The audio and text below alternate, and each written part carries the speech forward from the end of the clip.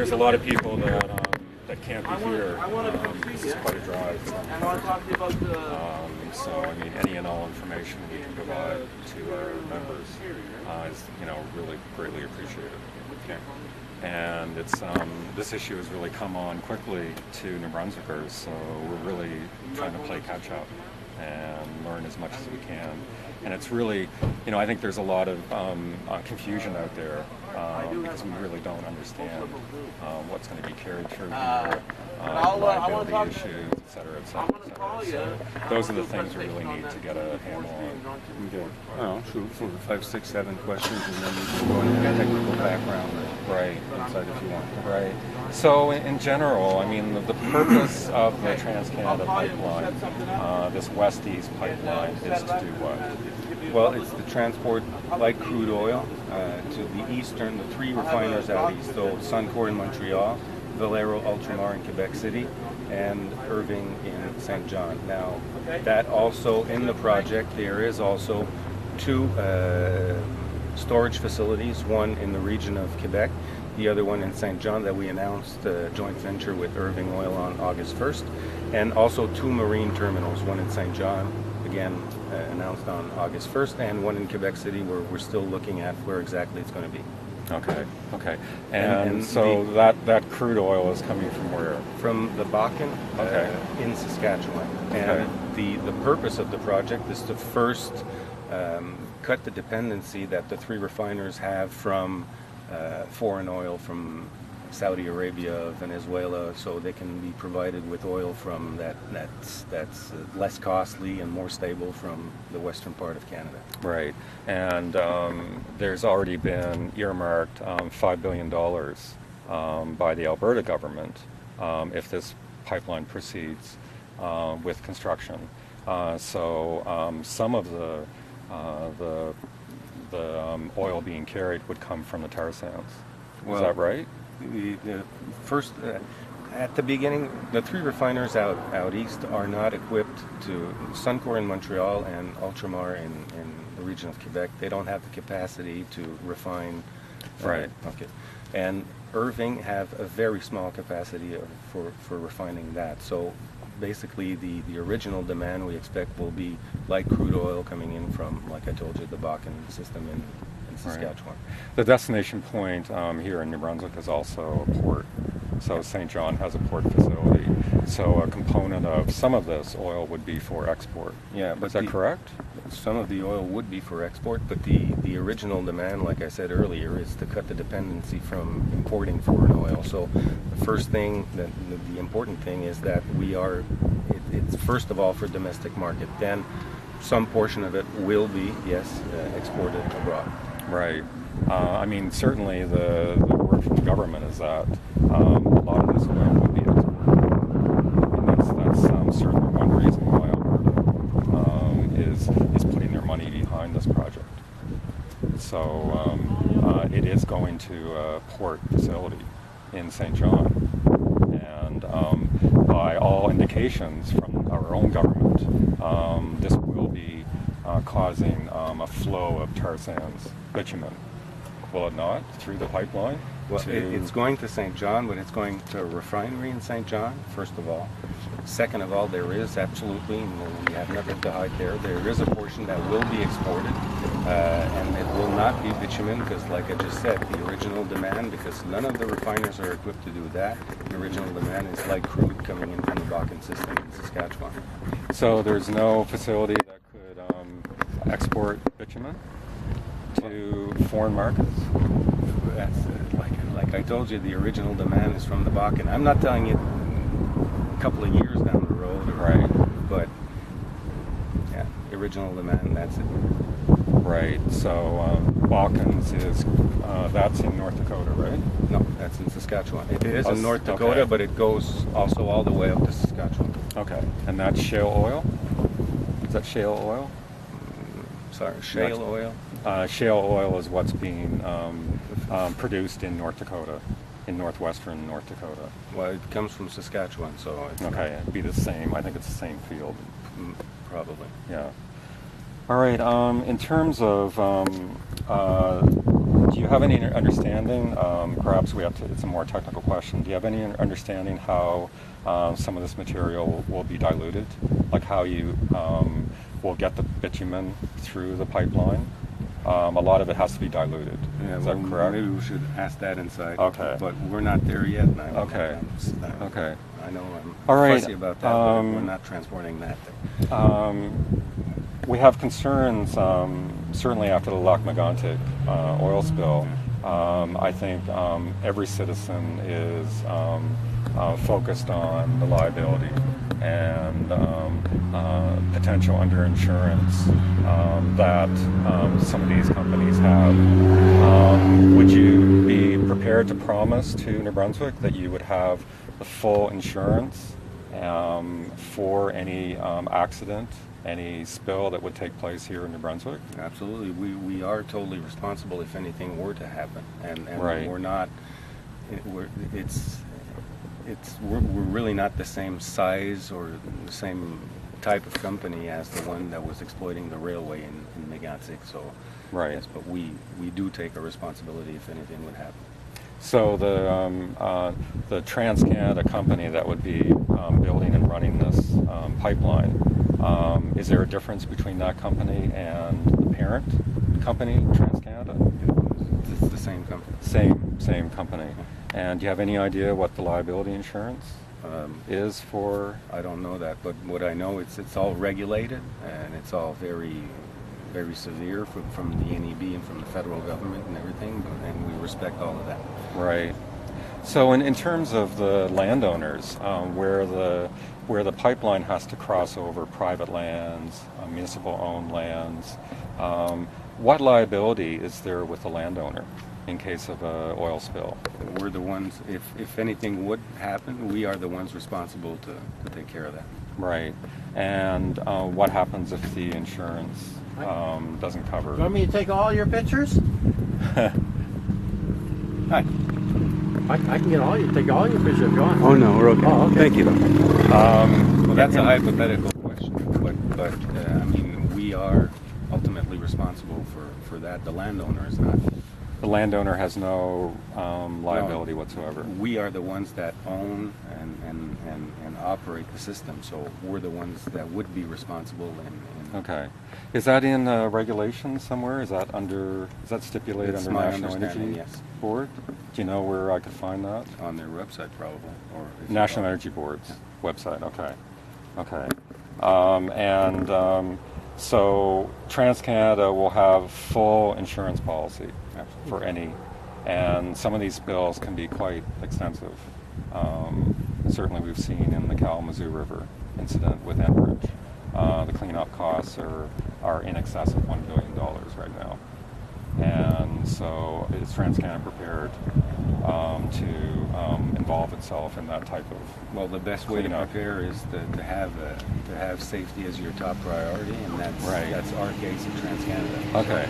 So will there be, that's great, that's good to hear. Will there be a new pipeline built across Canada? This west-east pipeline. Will it be a new pipeline through the portion? Could you just give us a picture of what it's going to be like? There's a part that is a gas line that's going to be converted to an oil line from the west out to. It's not in that city, but it's in a city near Cornwall in Ontario. And then there's a new build between Cornwall to Montreal, Quebec City, and then all the way to St. John. Okay. And how old is that pipeline? Through to Cornwall? It was built in the 1970s, I think, but I know where you're going with this, but a well-maintained pipeline, and that's what we do. If you inspect it regularly with what they call a smart pig, investigative gauge there, the pipeline investigative gauge, the PI, and if you detect any weaknesses, we go in and we change sections of pipe and Right. so. So, I mean, it's the same type of vintage as what we saw in Mayflower, Arkansas, with the Exxon spill. Isn't it the same type of pipeline? Why is that impossible not to happen with TransCanada's pipeline? Like I said previously, the most important thing about safety is if you take it seriously, if you have in place a safety program, which we do. Last year alone, we invested $1 billion in our infrastructure safety program. This year we plan to invest 1.2 billion. It's all controlled from the control center in Calgary with the experts that are there checking the lines 24/7. Right. If anything, if there were a drop in pressure, for example, shut-off valves would shut off and would isolate a section of the pipe, and then people would go on the land and check what, if anything, was going wrong. But Yes, but there were concerns being raised by a former engineer.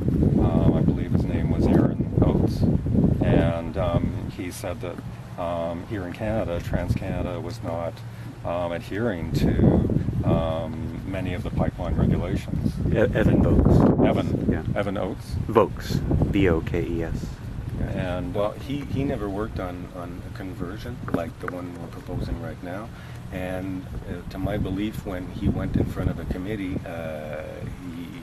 what came out of that is that we were doing exactly the regulation that we were applying exactly the regulation we were supposed to apply. Right. He wasn't talking about a conversion operation. He was talking about just maintenance of the pipeline and the incidence of spills. And the last time I've heard that gentleman talk, he was inviting the engineers to go to their own, I'm looking for the word here in English, but they have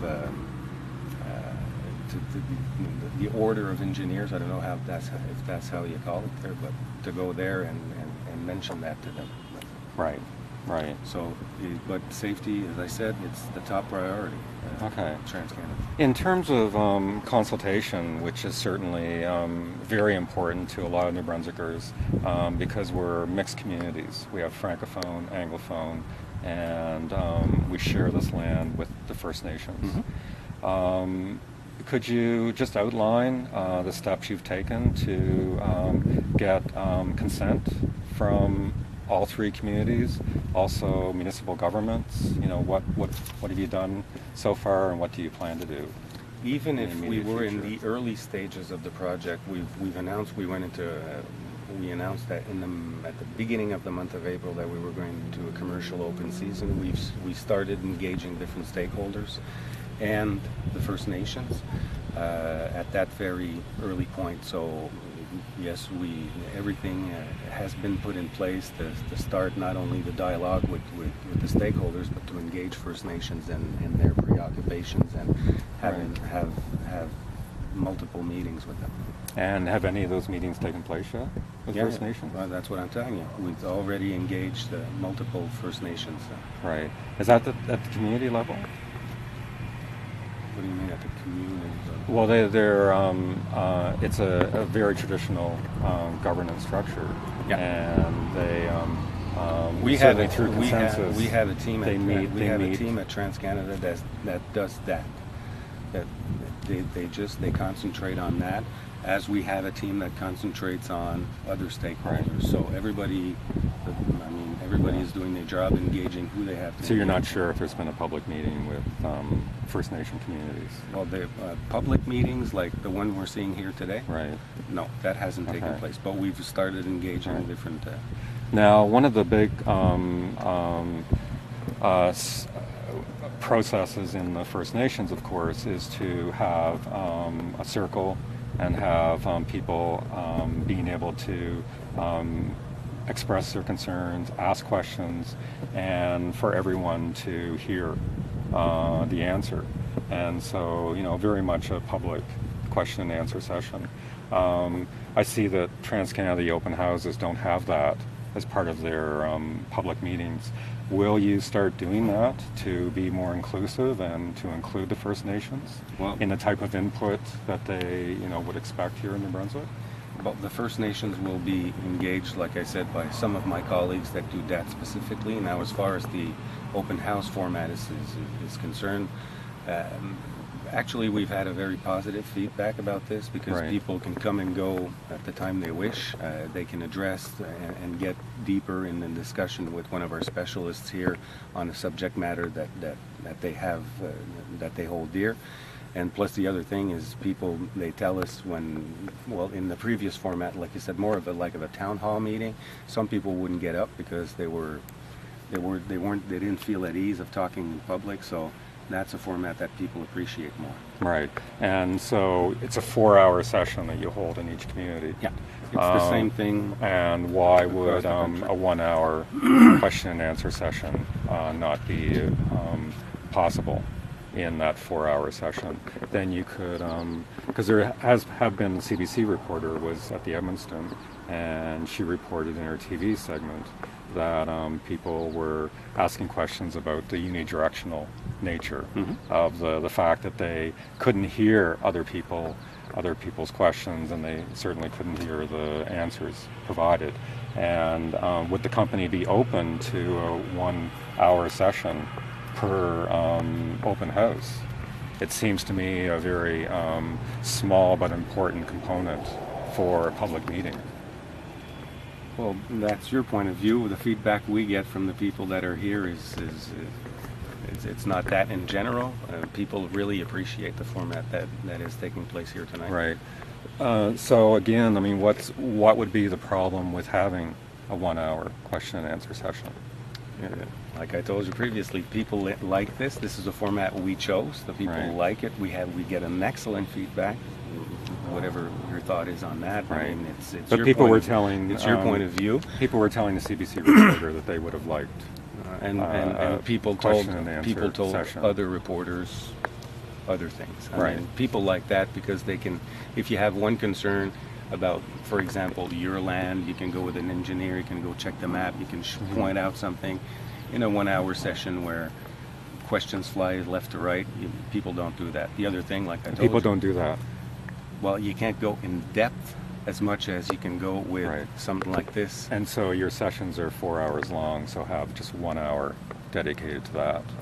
And I don't see the problem. We just went through a long series of public meetings with the shale gas issue, and last summer, and it went on a 9-community tour, and they were 2 to 3 hour question and answer format sessions.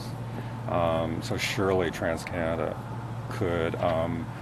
This is what we're used to here in New Brunswick. Surely TransCanada could see the value in treating us with the same respect for public input in a very public way. If TransCanada has nothing to hide, then I don't know why they would be adverse to a 1 hour question and answer session. I don't think we're lacking respect to people by having a team of specialists here addressing questions one-on-one. Right. Obviously, we need to. Right. We're gonna But it's agree. not public. And we asked if we could take some video of some of the technical answers being given by your representatives, and that's not allowed either. So I mean, there's a lot of people that benefit from these question and answer sessions. Not only the people that are there, but the video that they can watch afterwards. I don't see the problem. And this is what we're used to here in New Brunswick. And this is, you're asking for the consent, for the permission to put a major pipeline through our province. And I would think that you would want to accommodate. And I think National Energy Board does expect TransCanada to accommodate the wishes of the public during the public consultation process. Is that not correct? They want us to engage stakeholders, to get the feedback. Right. And it's your point of view now. I can tell you that it's. I get the feedback from people that they appreciate this. I've seen, like you, the town hall meetings formats for other stuff, and quite frankly, I like this format better. So, but that's TransCanada's point of view. When you walk into a First Nations community and hold a public open house, they will expect to sit down and share their viewpoints and concerns collectively. Are you going to deny them that? That's their traditional way. Mm-hmm. And No, certainly, some of my colleagues is are, TransCanada going to say no some to of that? my colleagues have already engaged First Nations and will do everything in a manly way. So you're saying there won't be public meetings? No, I'm not With saying the- that. with the I'm saying I communities. have colleagues that have already engaged with First Nations, and everything will be done properly. Right. It could be a few representatives of their association of First Nations chiefs, but the community itself. I'm just saying you may run into some issues there if you expect to impose, your format versus what the community would expect. That's all. And I'm not saying we're not going to do that. You want to go back inside? I'll just check on any other questions here. And is there anyone here that I could talk to that would know about the consultation with municipalities and with First Nations?